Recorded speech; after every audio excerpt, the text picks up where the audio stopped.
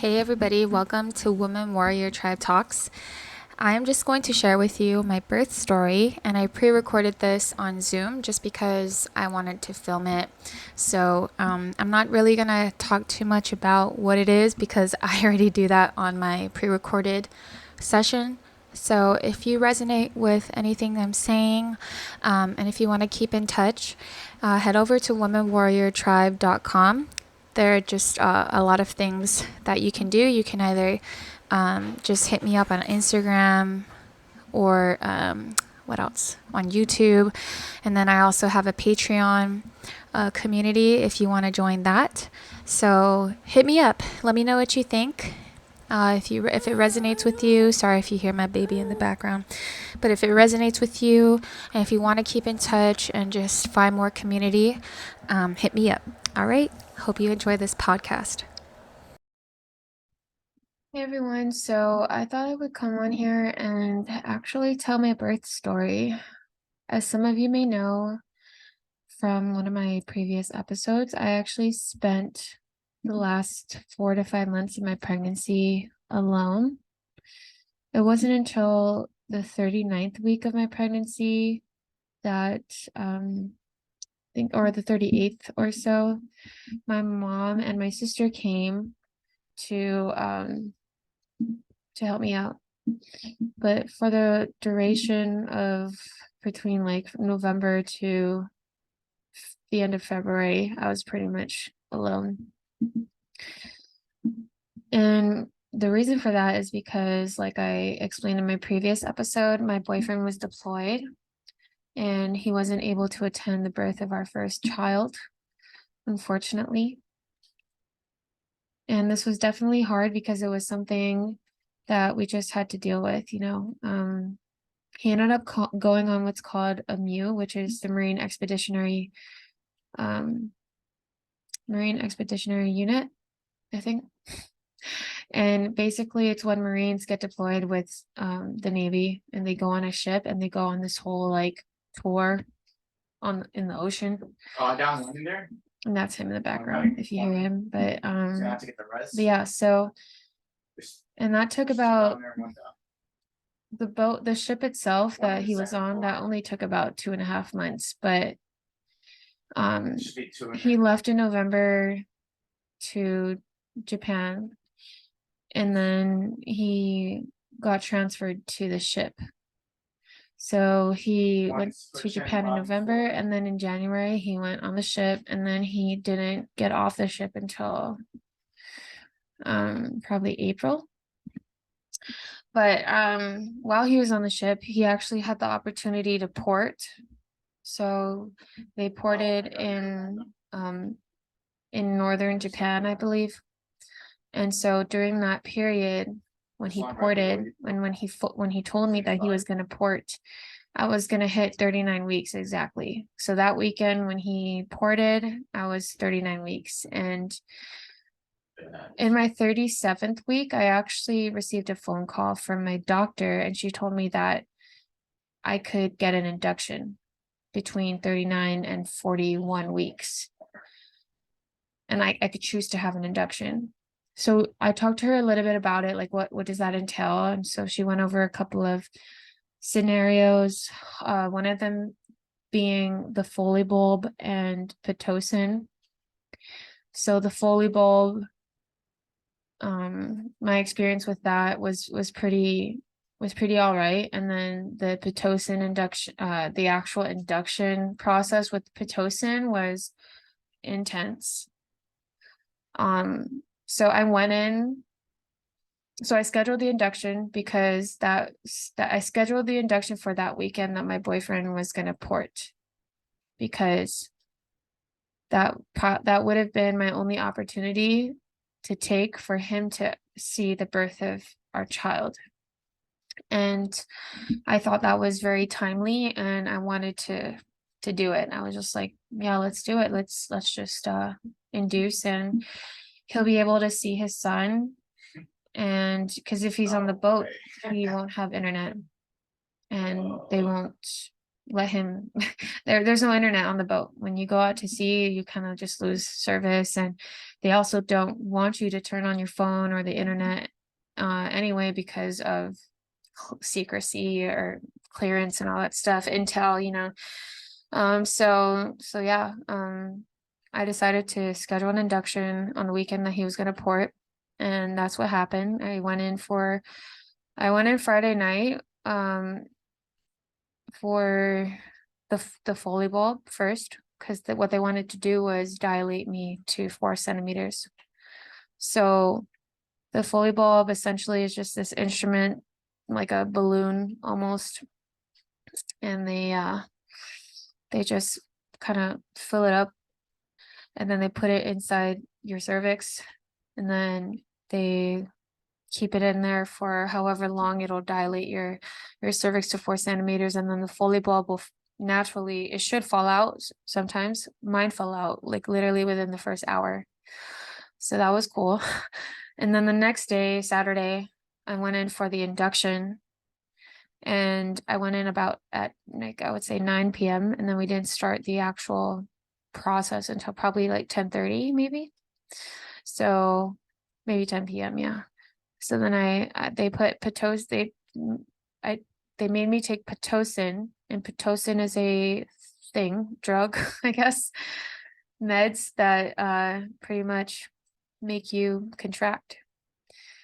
And so started contracting. It was intense. I think by the time when I hit 7 centimeters, I asked for the epidural. I think it was 7 centimeters, 6 or 7. I think it was 6 centimeters actually. And even at 6 centimeters too, my water broke as well. I asked for epidural, my water broke 6 centimeters. And so we did that. And I was dilating pretty all right. And then from there, things just kind of started to not work out after that. So by the time I hit 12 hours of active labor, which is when your water breaks, and you're just contracting and all that stuff. By the time I hit 12 hours of active labor, I was still at, I think, 8 centimeters. And in duration, in the whole entirety of the time that I've been in labor, I was already in labor for 24 hours. So when it was around midnight, the doctor came in and was like, okay, we have to start talking about C-section because your water has been broken for 12 hours and we can't, we don't want to really risk you having an infection. So I was like, all right, well, I really didn't want a C-section. So the doctor actually allowed me to like wait another hour to see where I would be. And I really think that this is where the epidural can be kind of like tricky, because I believe that I probably stopped dilating when I started to increase my epidural amount, because initially when I started to take the epidural, it really wasn't working. Like I was still screaming a lot and I was like wailing in pain.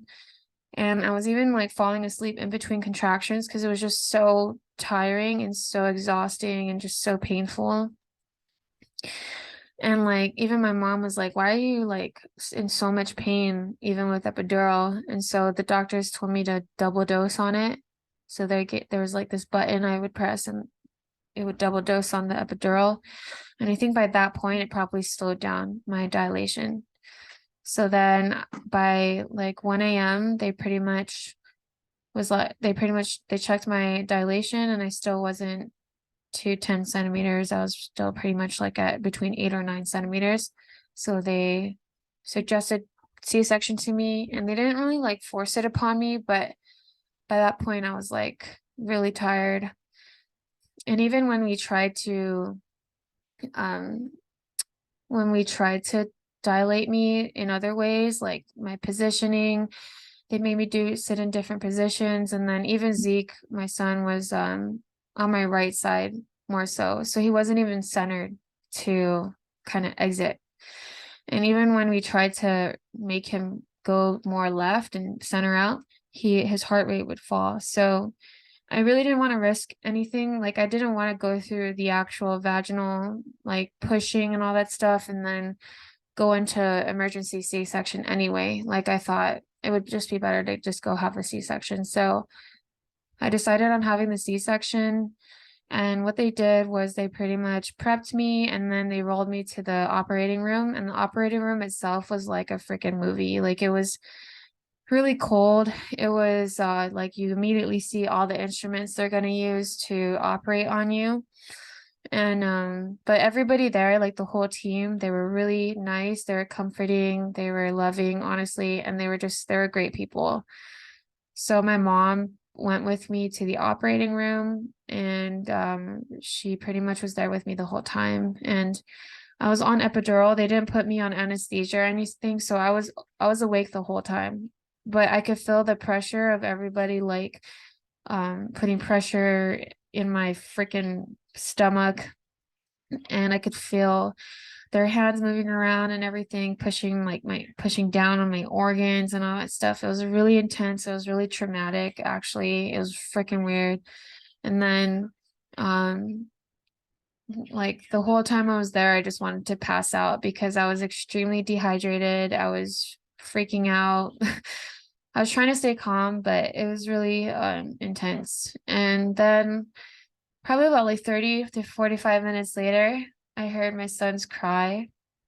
So they brought him out and it was, it was beautiful. And they brought him to me to kiss me because I really couldn't get up. I was still being stitched up after they brought him out. So they had to put all my freaking organs back into place, stitch me up.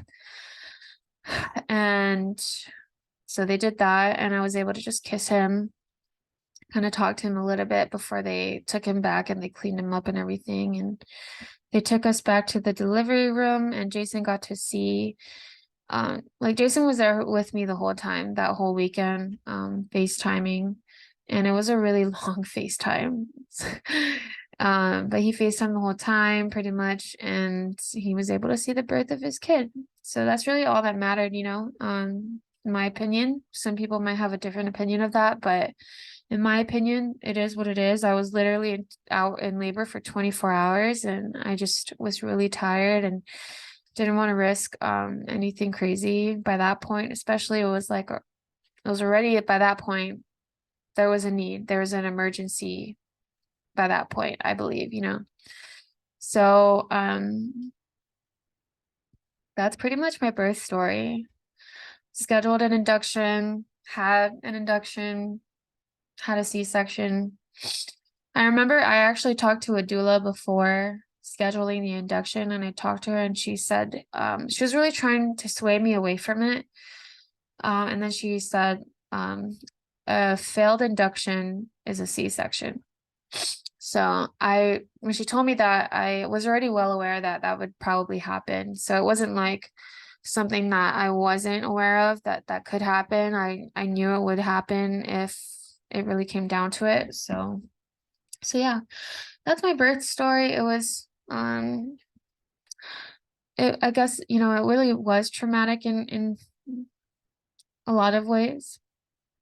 But I'm just glad my son is safe and he's here. So yeah, if you guys resonate, if you guys like this, tell me your birth story.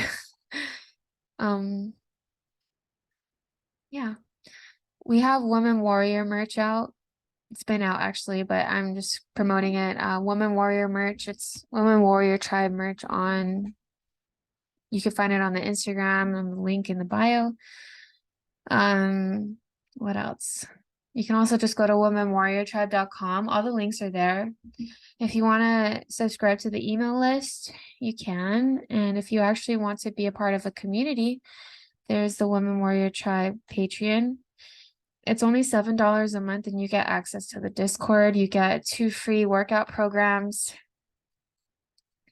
And you just get to be a part of the community on the Discord that's not on a social media platform. That's what I really like about Discord is that it's not on social media. So we have our own little space for that. So yeah. Let me know what you guys think about this episode. It is a little bit triggering, so I'm sorry about that if it did trigger you. But everything will be okay. Yeah. Stay tuned for the next Woman Warrior Tribe podcast, and I'll see you guys later. Love you guys.